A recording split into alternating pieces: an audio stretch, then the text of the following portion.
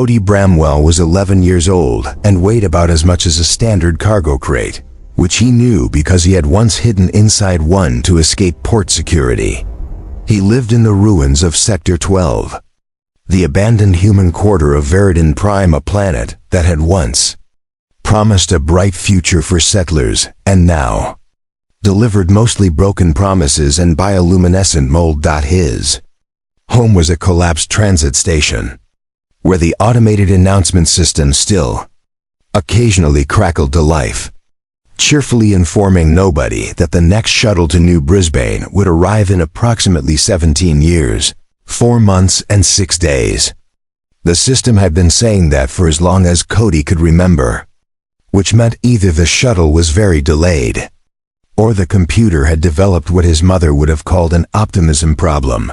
His mother. Cody tried not to think about her too often, but she had a way of appearing in his mind at inconvenient moments, like now, as he crawled through the undergrowth of the Whisper Forest looking for salvage. Her voice echoed in his memory. "You've got good hands, Cody. Quick hands. Just make sure you use them for something worthwhile." He had been using them to survive. That counted as worthwhile, didn't it? The Whisper Forest earned its name from the way its crystalline trees hummed in frequencies that sounded almost like voices. Some of the old colonists claimed the trees were trying to communicate. Most of the current settlers said the old colonists had spent too much time drinking fermented glow fruit. Cody didn't have an opinion either way. All he knew was that the forest provided good cover from settlement patrols, decent shelter from acid rain, and occasionally coughed up valuable debris from crashed supply drones. Today, he was hunting thermal cells.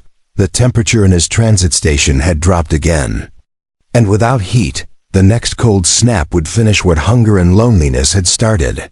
He carried a canvas sack slung over his shoulder and a cutting tool fashioned from a broken medical scanner. The blade wasn't sharp, but it could slice through standard alloys if you applied enough pressure and didn't mind bleeding knuckles. The trees around him pulsed with soft blue and purple light, their crystalline branches reflecting the nebula that dominated Viridin Prime's night sky.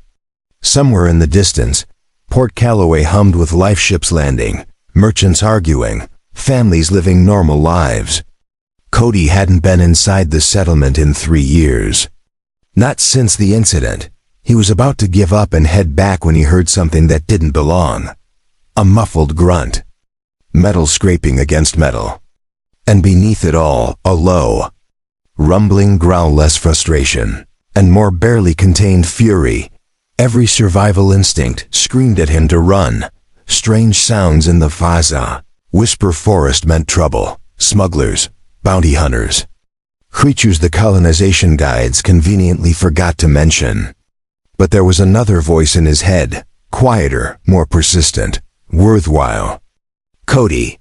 He moved toward the sound. The forest thickened, crystalline trees giving way to towering fungal structures glowing with eerie purple moss. And there, in a clearing dominated by an old communications relay tower, Cody saw something that made him forget thermal cells entirely. A Droran. The massive winged alien was bound to the tower with military-grade restraint cords pulsing with amber light. His wings were pinned flat, arms trapped, snout sealed with adhesive. Dark scales shimmered with deep blues beneath the glow. His torn uniform bore insignia that screamed importance. Amber eyes locked onto Cody's. Run. His instincts begged, but those eyes reminded him of his mother, desperate, exhausted, unbroken. "Okay," Cody whispered.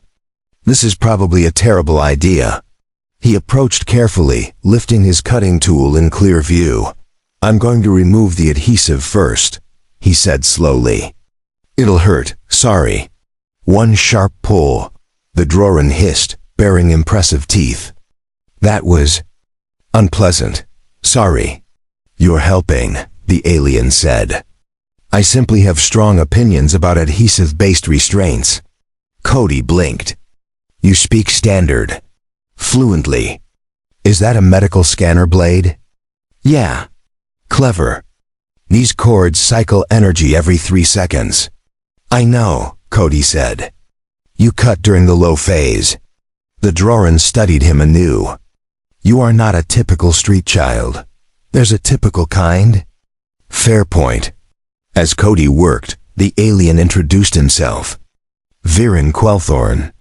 Droran diplomatic attach. Kidnapped for ransom by criminals who had miscalculated badly. No one's paying? Cody asked. No. So what happens when they come back? They become frustrated, Viren said calmly. And frustration tends to involve violence. Cody cut faster. When asked why he was helping. Cody answered honestly. My mom said you can tell what kind of person someone is by what they do when nobody's watching. The cords snapped one by one. Blood soaked Cody's hands. He didn't stop. You are forming a Velthorax, Viren said quietly. A life bond. Does that mean we're stuck together forever?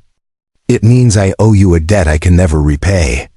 The final cord snapped. Viran rose in full. Terrifying splendor, wings stretching, 12 feet wide. Then laughter echoed through the forest. The kidnappers had returned. What followed was fire, wings, screams, and chaos. Run!